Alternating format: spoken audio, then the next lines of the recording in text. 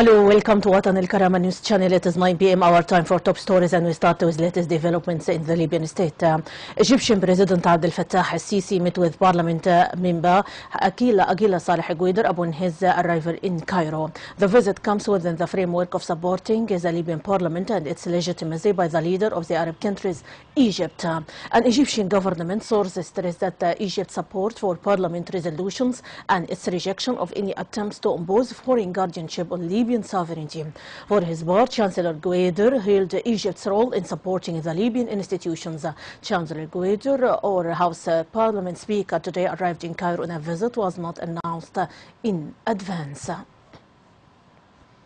Parliament Speaker Agila Saleh Guider stressed that the House decision to reject UN envoy Bernardino Leon's government has adopted by the majority of Parliament members.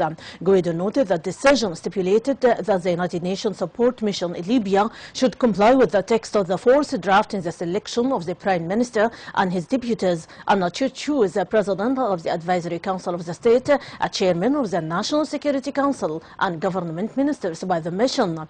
Guider pointed out that the Parliament dissolves the dialogue committee, stressing that alternative commission should be selected and replace the current one. Guider added that the latest draft of political dialogue will be referred to a special Parliament committee to discuss it. Parliament Deputy Nimba Sabah Goma said Parliament decision of rejecting Leon proposal was taken by clear majority of Parliament's members.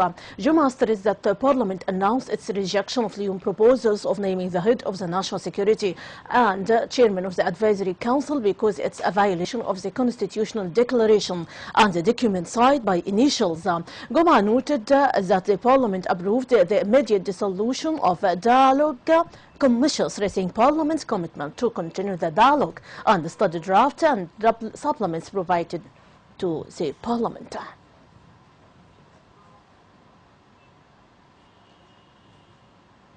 UN diplomatic sources said that German official Martin Kobler will replace the head of the UN support mission in Libya, Bernardino Leon. The sources added that Kobler is the first candidate for the presidency of the United Nations support mission in Libya after his success in the leadership of the UN mission of the Democratic Republic of Congo and his experience in the Iraqi and Afghan files. Leon's mandate ends in October 20, and this promoted him to accelerate the formation of the national unity government.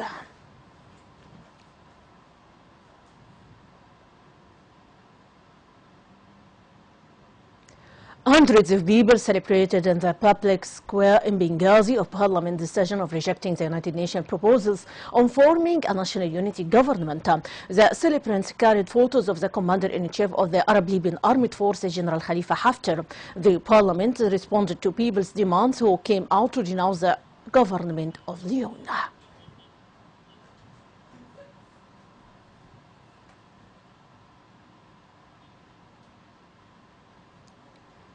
And about violence in Benghazi, 5 people, including 4 children, were killed and 3 others wounded by a mortar on a residential neighborhood in Liti district in Benghazi. For his part, a medical source at Al Gala Hospital in Benghazi noted that the hospital received 5 dead and 3 injured, pointed out that the victims are mostly children under the age of 10.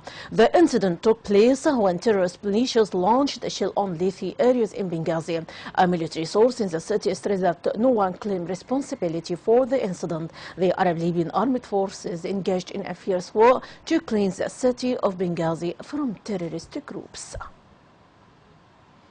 And still, Libya Central Bank of Libya began delivery of the third quarter of money assigned for students studying abroad and implementation of permissions. Director of the Information Office of the Central Bank of Libya, Assam Al-Aoul, says that some notes reached unclear, adding that he has to address the Treasury Management for adjustment. The bank will also initiate its implementation on the same day in accordance with the legislation. And to the Palestinian crisis, UN Secretary General Ban Ki-moon urged Palestinians and Israel today to step back from a dangerous peace as he arrived on a snap visit to the region at the head of the international efforts to quell 3 weeks of violence. The bloodshed began with a string of stabbing attacks on Israel in Jerusalem. One reason given by Palestinians for the surge in violence is anger over perceived Jews' encroachment on Jerusalem Al-Aqsa Mosque compound, Islam's third holiest shrine, and also revered by Jews at the site of 2 ancient Jewish temples. Speaking moments after arriving, Ban said the waves of unrest was undermining Palestinian hopes for statehood and Israel's longing for security. This conflict has gone on for far too long, he said. We must, for the future of our children, come back from this dangerous abyss, safeguard the two-state solutions, and lead people back into the road towards peace. Ban, whose trip was announced only hours before his arrival, was due to meet Prime Minister Benjamin Netanyahu later in the day in Jerusalem. He will see Palestinian President Mahmoud Abbas in the West Bank, in the West City of Ramallah tomorrow, Palestinian officials said. Turkey is ready to accept a political transition in Syria in which President Bashar al-Assad stays in symbolic power for 6 months before leaving office, and is discussing the plan with Western allies to senior government officials today. NATO member Turkey has long been one of the Assad's fierce critics, insisting that no lasting peace can be achieved in Syria without his removal from power. The United States will put the proposals to Russia, one of the Turkish officials said, but it was not clear whether Moscow would entertain the idea. 3 weeks ago, Russia launched airstrikes in support of Assad against insurgents fighting him. European nations have struggled to find a common position in the role of Assad that should play in the solutions of the Syrian crisis. France is keen to see Assad go as soon as possible, while Germany would prefer to have him involved in the transitional phase before he quits. Britain wanted Assad to leave power at some point as part of an idea by world powers to end the 4-year-old conflict. Foreign Secretary Philip Hammond said today. For his part, Assad said in an interview with Iranian television aired on October 4 that it was not up to any foreign officials to decide Syria's future, including any transitional period mooted.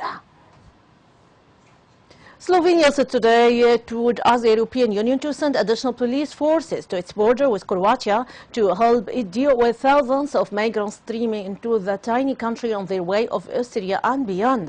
About 19,000 migrants have entered Slovenia since Friday, the interim ministry said, when Hungary sealed its southern border, creating bottlenecks at Balkan border crossing as migrants attempted to find new routes through the region. We need fast assistance of the European Union, President Paho told the news conference in Brussels after meeting European Council President Donald Tusk and EU Chief Executive Jean-Claude Juncker. In the last 2 days, the former Yugoslav Republic has deployed 140 soldiers to the border to assist the police. Inter-Secretary of State Bostas Civic told reporters Parliament is due to vote on a bill that would give the army more power in guarding the border. My audience, that is the wrap-up of our top stories for today. For much more, you can check our website www.watanalkarama.tv. Thanks very much for being with us. My greeting, Rانيا البليدي.